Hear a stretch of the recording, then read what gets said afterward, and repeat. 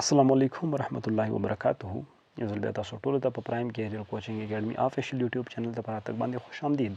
هر کله د دې نه مخکې مونږه یونټ نمبر 16 دا مونږ ختم کو دا مونږ کو او یونټ نمبر 17 چې کومه دغه انفارمیشن ټیکنالوژي د انتهایی ایزی چپټر دی په هغې کې چې کومه د داسې څه نومیریکل ډیټا نشته انشاءالله به کوو او به لاسټ کې وکړو. ډایرکټ راځو یونټ نمبر 18 ته.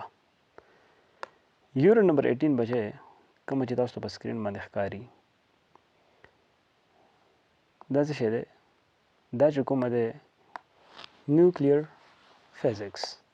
اوکې، او نیوکلیر فزیکس کې مونږ به اول نمبر د دې چې کومه انټروډکشن دی په دې باندې به خبرې کوو، انټرو باندې به خبرې کوو او دې نه علاوه چې کومه ایټم د اټامیک نیوکلیس دی سپیشلی په دې چپټر کې به زموږ ټارګیټ اټامیک نیوکلیس وي. اټامیک نیوکلیس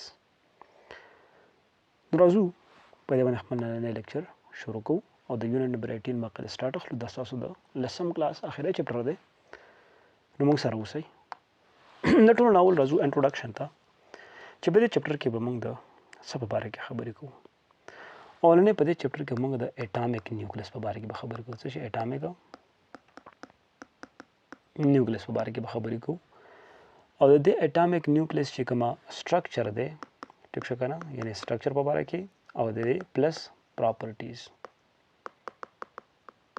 د دې په باره کې به څه کوو؟ خبرې به کوو. بیا مونږ دا وایو چې ځینې ایلیمنټس یا ځینې ایټمز داسې دي ایټمز چې د هغې نیوکلیای څه شی ده؟ د هغې نیوکلیای ریډیو اکټیو ده. د ریډیو اکټیو نه زموږ څه مطلب چې د دې نه ریز امیټ کېږي. دا ریز الفا هم کېدی شي، دا بیټا هم کېدی شي، دا ګیما هم کېدی شي. د دې په باره کې به خبرې کوو. او دا ریډیو اکټیو نیوکلیسز چې کوم دي دا د انسټیبل حالت نه سټیبل حالت نه چېرته ځي؟ سټیبل سایډ ته ځي چې کومې ته مونږ څه وایو؟ نیوکلیر ټرانسمیوټیشن. څه ورته وایو؟ نیوکلیر ټرانسمیوټیشن ورته وایو. لکه نیوکلیر څنګه ټرانسمیوټ کېږي د یو انسټیبل سایډ نه ځي سټیبل سایډ ته په دې ټیم کې چې څه کېږي دا نیوکلیر ټرانسمیوټیشن. او بیا په دې کې به موږ یو کنسپټ ذکر کوو هغې ته وایي هاف لایف، یعنې دا هغه ټایم دی چې په دې کې نیم نیوکلیس چې کومه دی د څه شي ده ټوورډز سټیبل سایډ ته لاړه شي. ټیک شو؟ نو دلته به موږ اصل کې چې کومه اټامیک نیوکلیس دی کوم اټامیک نیوکلیس دی ټیک شو که نه، د دې نه چې کومه ډیکې کېږي خبره باندې پوه شو که نه، کومه ډیکې د دې نه کېږي د څه په صورت کې؟ د الفا په صورت کې، د بیټا په صورت کې، د ګیما په صورت کې. د دې په باره کې به څه کوو؟ دا خبرې به کوو. بل یو دوه ډېر اهم ریاکشنز په باره کې به موږ خبرې کوو په دې چپټر کې چې کومه یو فیوژن دی ټیک شو که نه، او بل چې کومه دی فیشن دی. ټیک شو؟ یو فیوژن فیشن دی او بل څه شی دی فیوژن دی. چې څنګه دا نیوکلیس چې کومه دی دا په دوو چې کومه پارټس دي په هغې کې څه کېږي؟ دا سپلټ کېږي، دا ډیوایډ کېږي او امنس اماونټ اف انرژي چې کومه ده کې امیټ کېږي دا فیشن کې کېږي. او فیوژن کې دا دوه چې کومه نیوکلیای دي دا راغونډېږي یو هیوي نیوکلیس جوړوي. د دې په باره کې به په دې چپټر کې مونږ په ډیټیل کې خبرې کوو. دې خبره باندې رسئ که نه؟ نو اول نمبر چېرته راځو؟ اول نمبر راځو چې مونږ دا وپېژنو چې ایټم څه شی دی او اټامیک نیوکلیس چې کومه دی دا څه شی دی. په دې لږې ډېرې خبرې کوو. اولنۍ خبره خو دا چې مونږ ایټم څه ته وایو؟ ایټم مونږ دې ته وایو چې د smallest particle of matter. دا تاسو چې کومه دی نو هغه کیجي نوم سټارټ اخیستی تر دې ځایه پورې تاسو ایټم داسې ډیفاین کوئ چې د مادي د وړې نه وړې ذرې ته څه وایي؟ د ایټم وایي. خو د دې ایټم چې کومه سنټرل پارټ دی سنټرل پارټ دی یا سنټرل حصه ده د دې څه ته وایي؟ نیوکلیس. څه ورته وایي؟ نیوکلیس ورته وایي. او نیوکلیس باندې کومه چارج؟ پازیټیو چارج. لکه دلته زه لږ غوندې سټرکچر تاسو سره راکړم چې لیټ سپوز وایم چې دا ما سره پازیټیو چارج نیوکلیس دی ټیک شو که نه، او دلته دا شیلز دي ټیک شو، دا څه دي؟ دا شیلز دي. خبره باندې ورسېده که نه؟ په دې شیلز کې چې کومه د الکتران تاویږي ټیک شو، په 2n² فارموله باندې تاسو څه کولی شئ؟ دا فایند کولی شئ څومره الکتران تاویږي. او نیوټران او پروټان چې کومه ده په کوم ځای کې لای کېږي؟ په نیوکلیس کې دننه. اوس پروټان باندې پازیټیو چارج دی په نیوټران باندې چارج نشته نو موږ دا وایو چې په نیوکلیس باندې چې کوم نیټ چارج دی دا پازیټیو چارج دی. کوم چارج دی؟ پازیټیو چارج دی. خبر باندې پوه شئ که نه؟ او په الکترون باندې کوم چارج دی؟ نیگیټیو چارج. او دا نیگیټیو چارج چې کومه دی دا د نیوکلیس نه تیر شوی څه کېږي؟ دا ریوالف کېږي. نو زموږ مطلب دا دی چې نیوکلیس دا د اټم په څه کې؟ په سنټر کې. په څه کې؟ په سنټر کې چې کومه دی دا لای کېږي. او تقریبا د څومره ولیوم یعنې څومره ځای دی نیولی د نیوکلیس دا کومه چې د اټم سنټر دی نو تقریبا 10 پاور ماینس 15 ولیوم چې کومه د نیوکلیس دی دا چې کومه د اکوپای کړی. لکه که زه صرف د نیوکلیس خبره وکړم د څه خبره وکړم؟ د نیوکلیس خبره وکړم تقریبا د څومره د اټم 10 پاور ماینس 15 دومره سپیس چې کومه دی څه کړی دا اکوپای کړی. او زه دا ویلی شم چې دا نیوکلیس تقریبا 10,000 ټایمز چې کومه ده د اټم نه سمالر ده. څو ټایمز؟ 10,000 ټایمز چې کومه ده دا د اټم نه سره ده دا سمالر ده. خبره باندې پوه شئ که نه؟ اورجینل اټم نه چې کومه ده څه ده دا سمالر ده. ټیک شو؟ نو دلته په دې ځای کې الریډي دا خبره تاسو وپېژنده چې نیوکلیس چې کومه ده په دې کې دننه پروټان او نیوټرانز دي. نو د پروټان او نیوټران ته کمباینډلی څه وایي چونکې د دې ځای نیوکلیس دی په نیوکلیس کې دا رهایش پذیر دي زه ورته داسې ویلی شم نو دې ته نیوکلیانز وایي. څه ورته وایي؟ نیوکلیانز. ټیک شو چې د دې کور کوم ځای دی د دې کور چې کومه دا نیوکلیس دی نو دې د وجې نه پروټان او نیوټران ته څه وایي؟ دا نیوکلیان دي. خبره باندې پوه شئ که نه؟ څه شی دي؟ نیوکلیان دي. اوس راځو د اټم د نیوکلیس په باره کې چې کله موږ خبرې کوو نو موږ چې کومه دی کمباینډلی موږ ته پکار دی چې څه شی وپېژنو؟ اټامیک نمبر. څه شی وپېژنو؟ اول نمبر چې کومه دی اټامیک نمبر. ټیک شو که نه؟ بیا چې کومه دی موږ وپېژنو ماس نمبر. ټیک شو که نه؟ او د دې نه علاوه چې کوم موږ سره نمبر اف نیوټرانز دي دا به څنګه فایند کړو؟ ټیک شو؟ دا تاسو الریډي په کیمسټري کې ویلي دي. نو په دې ځای کې د اټامیک نمبر ماس نمبر او نمبر اف نیوټرانز دا په الیمنټ کې څنګه فایند کوو؟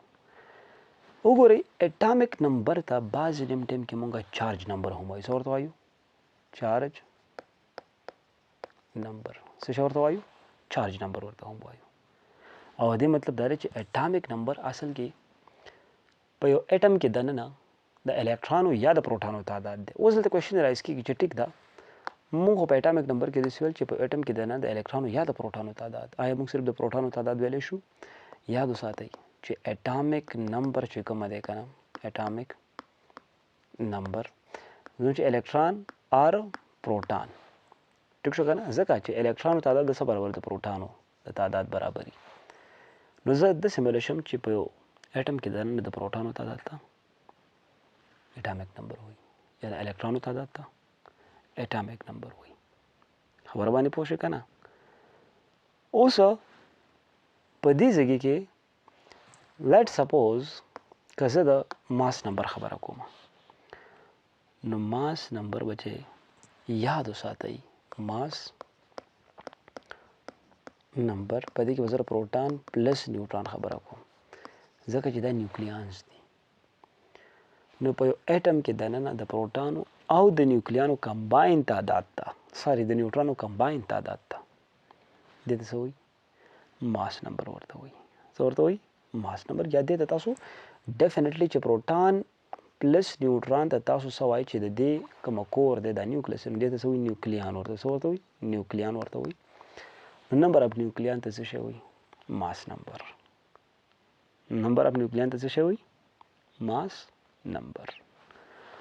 اوس دلته که چېرته موږ د نیوټرانو خبره کوو چې نمبر اف نیوټران موږ څنګه فایند کوو؟ نمبر اف نیوټران. ټیک شو که نه؟ نمبر اف نیوټرانز دا به څنګه فایند کوو؟ انتهایی آسان دی. اصل کې که زه ویم چې په دې ځای کې موږ څه چلو کوو د ماس نمبر نه موږ څه شی ماینس کوو؟ اټامیک نمبر ماینس کوو. دا موږ څه شی راشي؟ نمبر اف نیوټرانز به موږ سره راشي. خبر باندې پوه شئ که نه؟ ځکه څه شی به راشي؟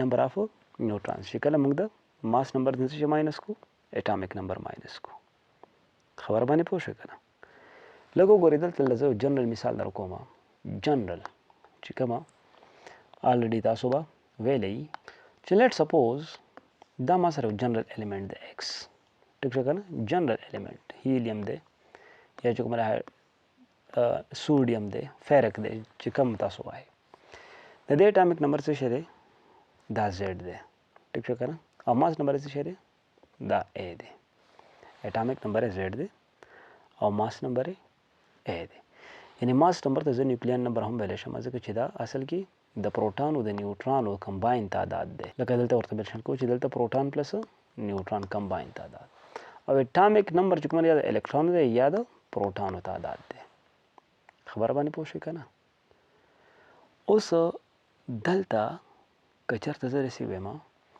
چې دا ما سره ماس نمبر دی دا ما سره اټامیک نمبر دی نو نمبر اف نیوټران چې کوم زه څنګه فایند کوم نمبر اف نیوټران د ماس نمبر به څه ماینس کی اټامیک نمبر به ماینس کی خبر باندې پوه شئ که نه اوس که دې نه زه ماس نمبر راوباسم نو ان په خپل ځای پلس زیډ په خپل ځای زیډ به چېرته ځي نیګیټیو نه به اخوا ځي پازیټیو ته به ځي ټیک شو نو ماس نمبر اصل کې کمباین نمبر اف نیوکلیانز پلس نمبر اف پروټانز خیال دې دی که نه یعنې د دې نه د ماس نمبر چې کومه ډیفینیشن دی دا ته هم راغی چې ماس نمبر موږ ډیفاین کوو چې نمبر اف نیوکلیانز یعنی نمبر اف پروټانز خبر باندې پوه شئ که نه نمبر اف پروټانز پلس نیوټرانز ټیک شو زیډ په ځای به څه اخلئ پروټانز به اخلئ او د ان په ځای به څه اخلئ نیوټرانز څه به اخلئ دا نیوټرانز به اخلئ خبر باندې پوه شئ که نه نو د پروټانو نیوټرانو کمباین تعداد چې کومه دی دا